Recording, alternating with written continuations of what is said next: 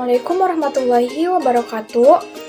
Alhamdulillahirrabbilalamin. Wassalatu wassalamu ala asrafil wal mursalin wa ala alihi wassobihi azmain amma ba'du.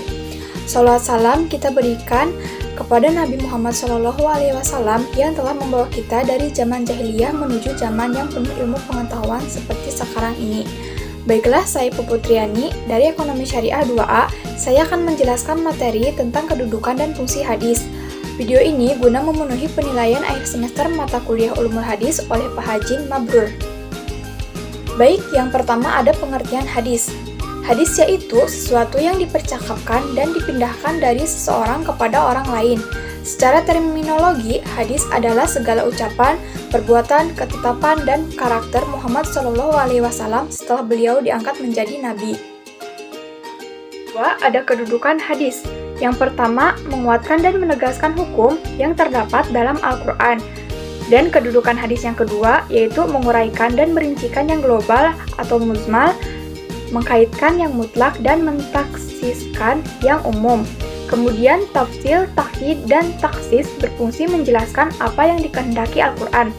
Yang ketiga, menetapkan dan mengadakan hukum yang tidak disebutkan dalam Al-Quran.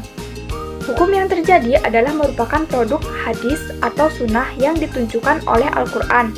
Contohnya, seperti larangan memandu perempuan dengan bibinya dari pihak ibu, dan haram memakan burung yang berkuku tajam, dan haram memakai cincin emas dan kain sutra bagi laki-laki.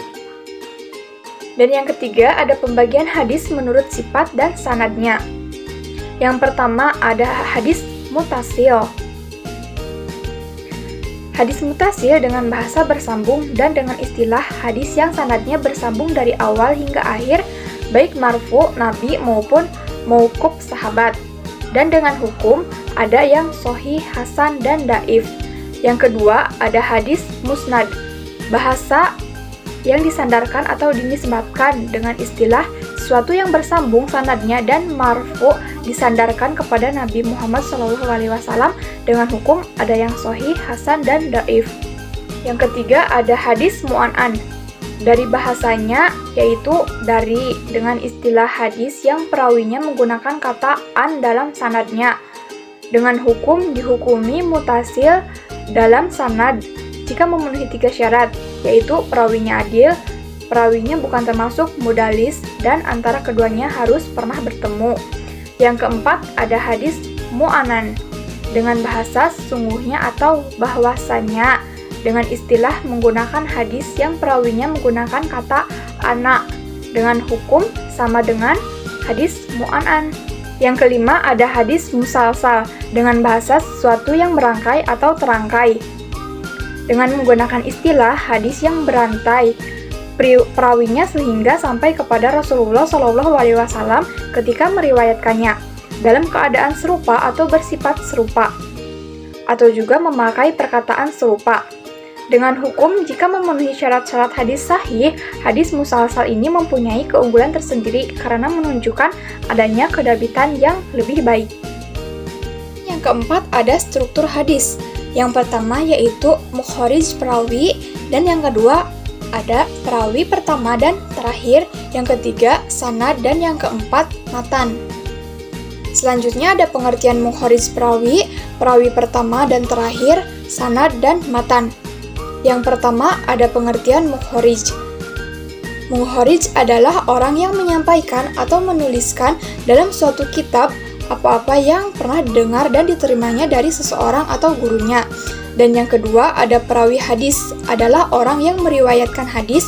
Rawi pertama adalah para sahabat, dan rawi terakhir adalah orang yang membukukannya seperti Imam Bukhari, Imam Muslim, Imam Ahmad, dan lain-lain.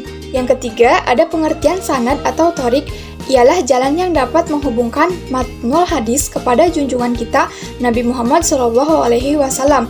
Dan yang keempat, ada matan. Kata matan atau al-matnu menurut bahasa ialah saluba wa irtafa minal ari, tanah yang meninggi. Secara terminologi, matan memiliki beberapa definisi yang pada dasarnya maknanya sama, yaitu materi atau lafaz hadis itu sendiri. Terakhir, ada kesimpulan. Hadis berkedudukan sebagai sumber atau dalil kedua setelah Al-Quran dan mempunyai kekuatan yang ditaati serta mengikat untuk semua umat Islam.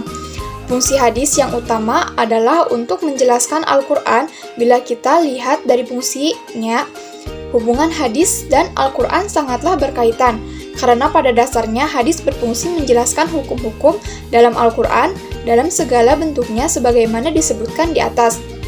Allah Subhanahu wa Ta'ala menetapkan hukum dalam Al-Quran adalah untuk diamalkan, karena dalam pengalaman itulah terletak tujuan yang digariskan.